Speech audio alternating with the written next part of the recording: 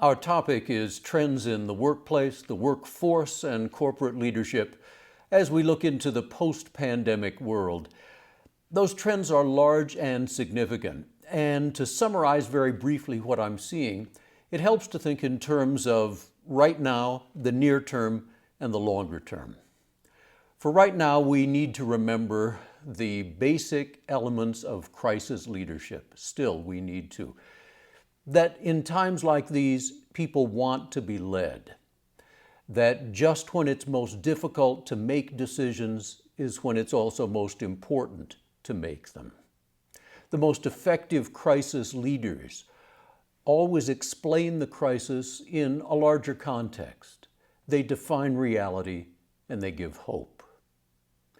In the near term, there are some clear workplace trends.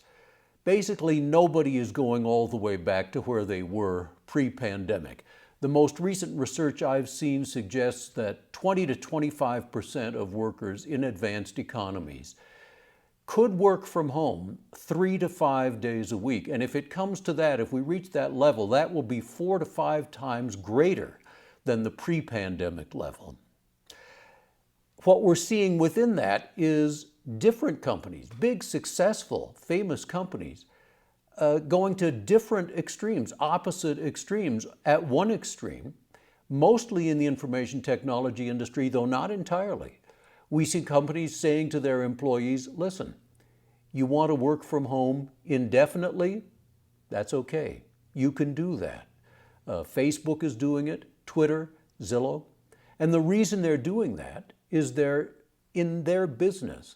They need to have and keep the very best people at what they do. And if those people want to keep working from home, well, you let them keep working from home.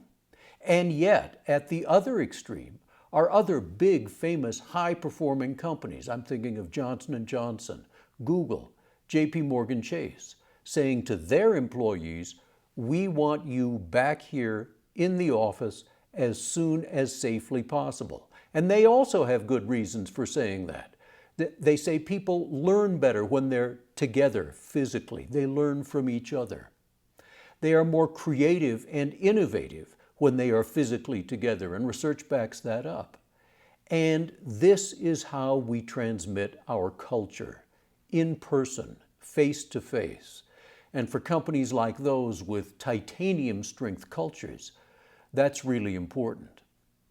What we're mostly seeing now is in between those extremes, companies figuring out many different hybrid arrangements. It depends on 3 things. 1, the nature of the work, 2, the location of the work, and 3, the culture of the company. We see changes in where they are locating workplaces. Instead of having just one big central workplace, they are now more likely to have smaller offices distributed so that they are closer to where the people live, the workers live. And we're even seeing changes in the design of the workplaces themselves so that they maximize the opportunity for in-person interaction. After all, what is the point of bringing people physically together into one location if not to have them interact in person, face to face? For example, Nielsen, the research company, is transforming all of its space in New York City into meeting space. Most of their employees will continue to work from home, but when they do come into the office, it's going to be very convenient and easy for them to collaborate in person, face to face. And for now, the near term and the longer term, the big reality is that the pandemic has accelerated several trends that were already underway. The 4 most important of them are these. 1, taking friction out. A good way to think about Amazon is that it takes friction out of everything it touches. And a good way to think about how this trend might apply to one's own company is to ask, what would happen if Amazon came into our industry? What would they do? Taking friction out is certainly transforming the insurance industry, as you know better than I do. Second big trend, taking capital out. Advancing IT makes it possible for a lot of businesses to drastically reduce the amount of capital they have in the business. And in some cases, that capital can simply disappear. In other cases, the capital will reside somewhere, but where is going to change. Third big trend: who is an employee and who is not? The shift toward remote work is more than just a shift in location. It is a shift in the relationship between who's getting paid and who's paying them. And the fourth big trend gets us to the deep question of what will humans do and what won't they do in our businesses.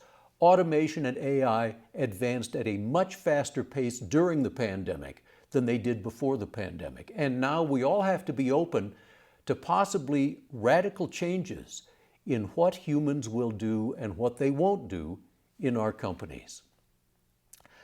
There's one more message that really needs to come through. History shows that times like these, times of tumult, downturns, crises, these are when the competitive order changes in industry after industry. This is when the leaders extend their lead or lose their lead to somebody else. When times are smooth and good, it's more difficult for the competitive order in an industry to change. This is when it happens, and that means it's a tremendous opportunity, and it doesn't last forever. Even in this very difficult, highly uncertain time, there is good reason for people to be optimistic, and it isn't just happy talk. It's real, and it's important that that message comes through.